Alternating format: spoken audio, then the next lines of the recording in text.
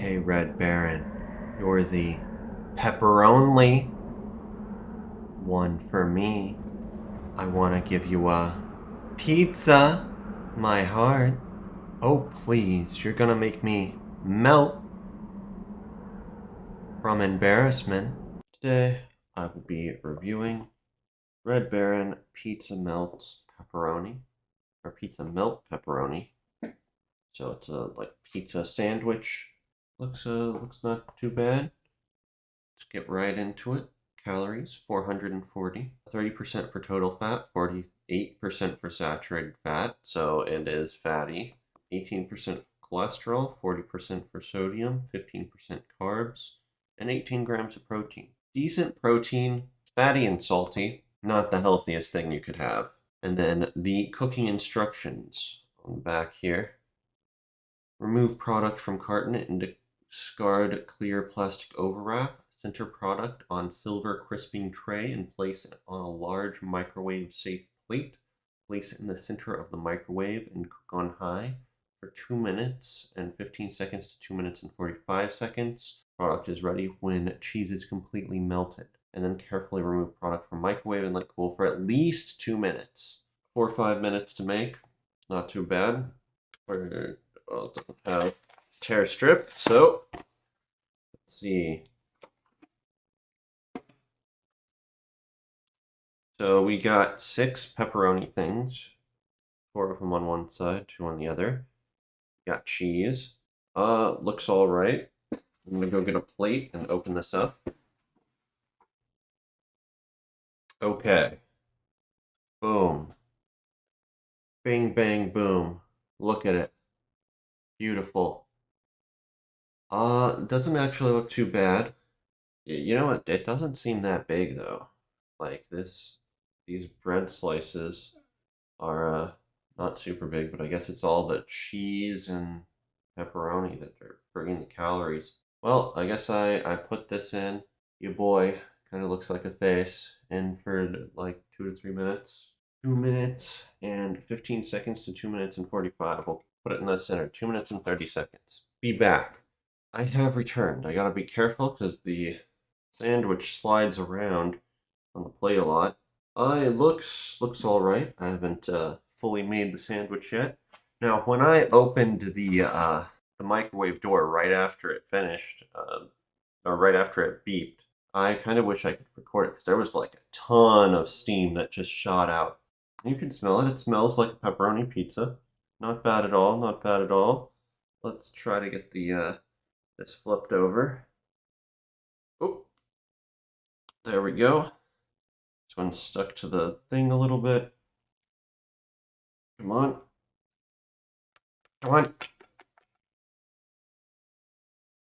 What? Bottom center of the plate is very hot. There we go. Sort of maneuvered it off. Here we go. Here's what it looks like this. So, wait a second. Hold on. No. Okay, look at this.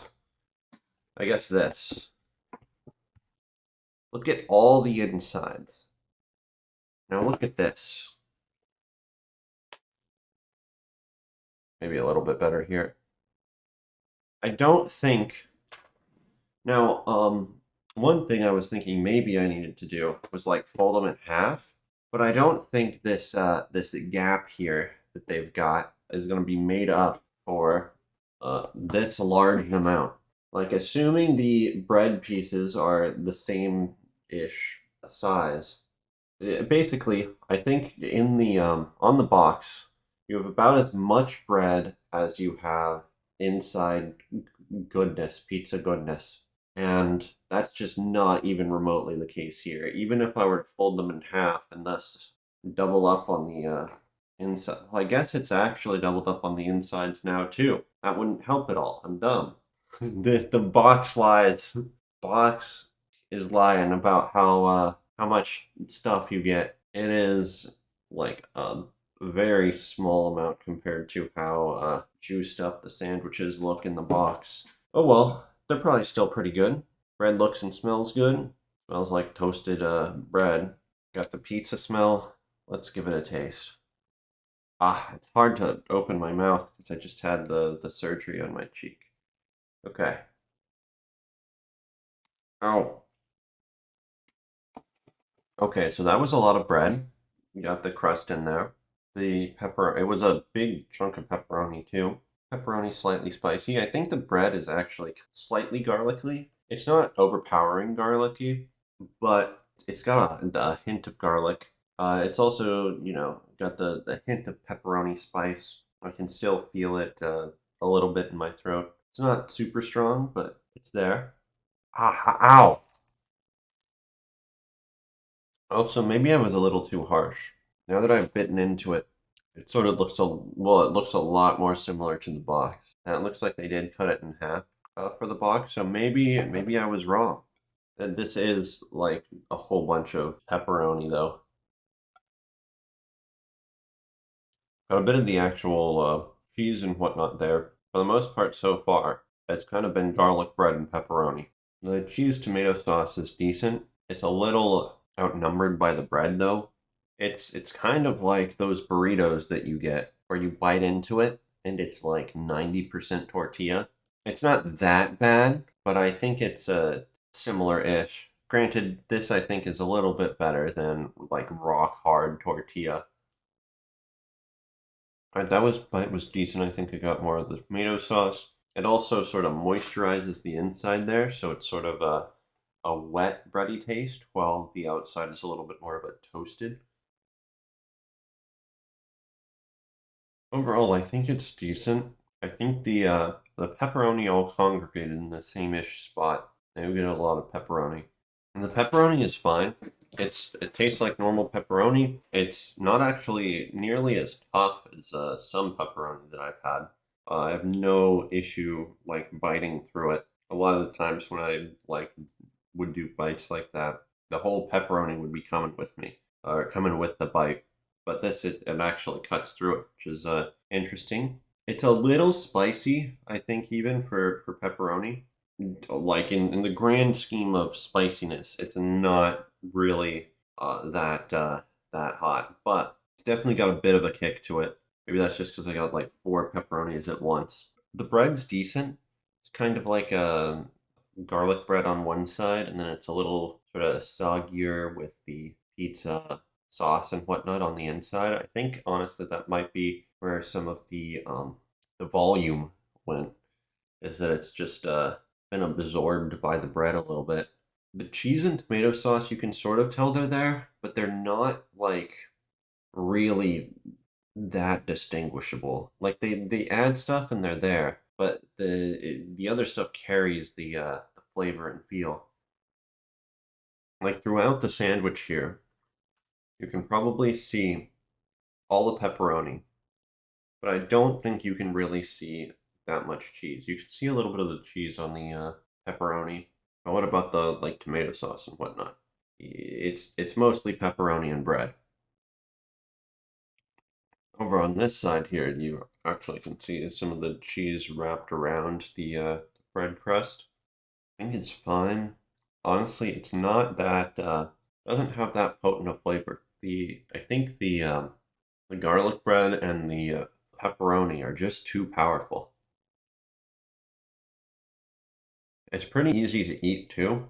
The only tough thing is the outer crust around the edges of the bread. The pepperoni, really easy to bite through. Pretty nice. Overall, I think I'm gonna give Red Baron Pizza Melt Pepperoni probably, I guess, a 6.5, maybe a 7 out of 10. I'll settle on a 6.5. I think it's decent. It's more of a pepperoni and garlic bread sandwich. I really feel like it's not the maybe I'm just neglecting the taste of the cheese and its subtle undertones carry the sandwich, but I don't think so.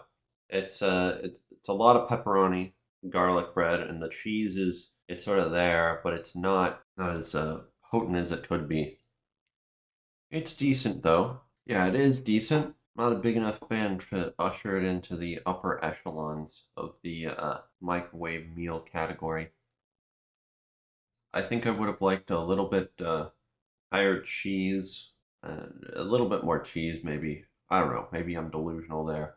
The actual pizza taste was kind of lost because the bread doesn't really remind you at all of pizza dough, and the pepperoni are it's just pepperoni. I think that can go on a sandwich normally, so it kind of seems like a garlic bread and pepperoni sandwich, not really pizza, but it's got a little bit, a hint of it there.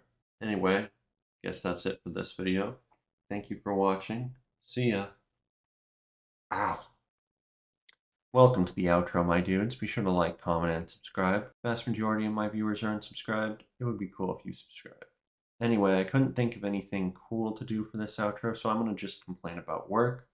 I'm going to change maybe the details slightly and be vague. But I work as a software engineer for a decently sized company, so there's a bunch of different stuff that people work on and different teams throughout the company that are sometimes reliant on each other. So the thing that I work on, we needed to add something from another team's thing that they added in a later version. So we had to update that, which took one of the guys on my team quite a while. And we did that. We finally get it working. It's great, except that broke something else. That is reliant on another thing that luckily we already use, but we were on version like 11 and we needed to be on like version 20 something in order to get the stuff. So that's what I was tasked with doing, but come find out that was reliant on a whole new thing that we didn't have set up, which is great. It was fantastic. So then we had to do that because we were jumping from like version 11 to 24 or something. Big pain, and so I was working on setting that up today, and then I find out that it looks like that's reliant on yet another one. Another application we don't currently have set up for our project. That was great, except I was able to get around that because it just needed some stuff from it, and I was able to feed it the files and whatnot that it needed and get around that. But yeah, that's how, doing something equivalent to like updating a web form resulted in several major updates spanning, I think, probably a month or more of man hours. It's kind of bad. Anyway, thank you for watching. See ya.